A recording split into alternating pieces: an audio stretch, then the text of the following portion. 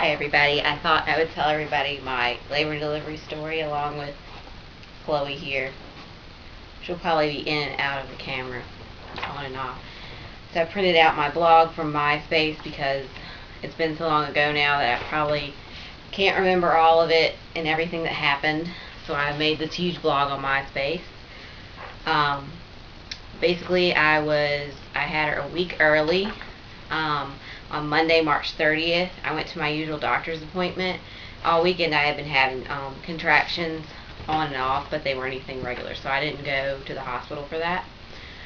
Anyway, so on March 30th, I went to my usual doctor's appointment, and I had an ultrasound done because previously I was having high blood pressure and my amniotic fluid levels were really low too. So I was having an ultrasound done every week from 36 weeks. So I had one at 36, 37, 38, and 39. At 39 weeks, I really could not see like what she looked like, so I really didn't get anything out of that ultrasound. I didn't get any pictures or anything. Anyways, and I also had a non-stress test too, which I had 3 of those before this 4th one I had.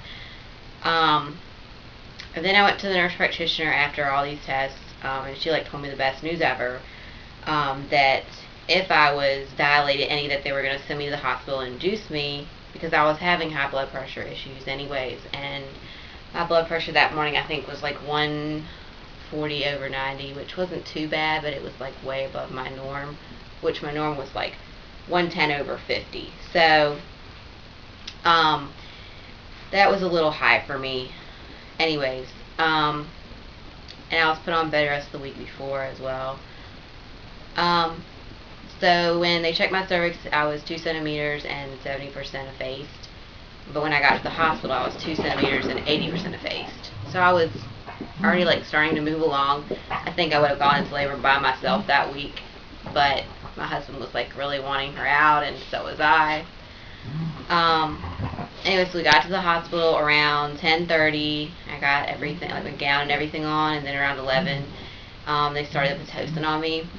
And the contractions weren't bad with the Pitocin from 11 to 5, and then the doctor came in and broke my water at 5, and then the contractions got really bad. So, anyways, after about only an hour of the grueling pain of the contractions, or I guess it was around 6 o'clock, I had the epidural, which I don't think the epidural was placed very well, because I started having really bad, every time a bolus would be put into the epidural, I would have burning pains that would go from my neck all the way down to my feet.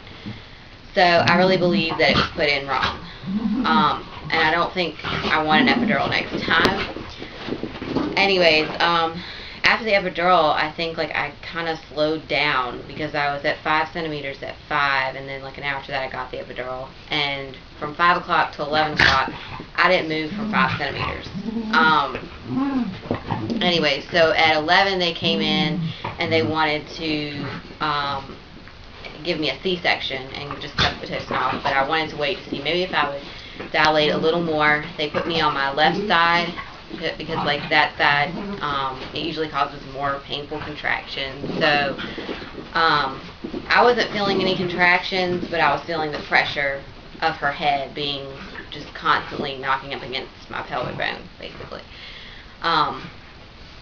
Anyways, at midnight they came in and they did say, we really want you to have a C-section because your baby is starting to develop caput. Basically the baby's head was being squosed, and so I had the C-section, and when she came out she did have a cone head because she was so deep into my pelvis. They said the way she was so deep, I was supposed to be an 8, and I was only a 5. So anyways,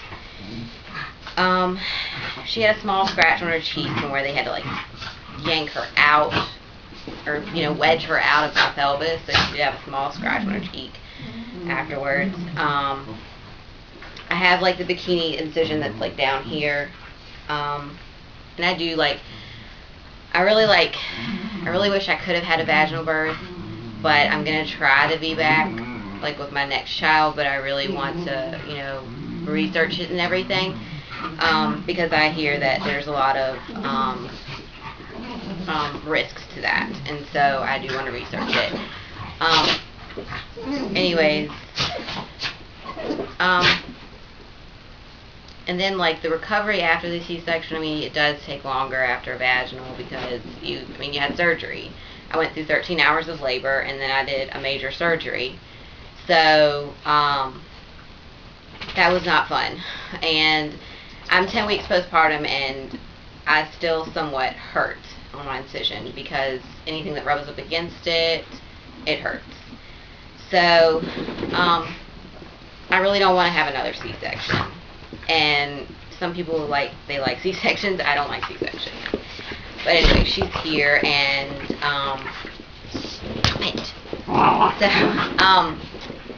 that's all for my labor and delivery story. Any questions, just comment to my video. Thanks. Bye.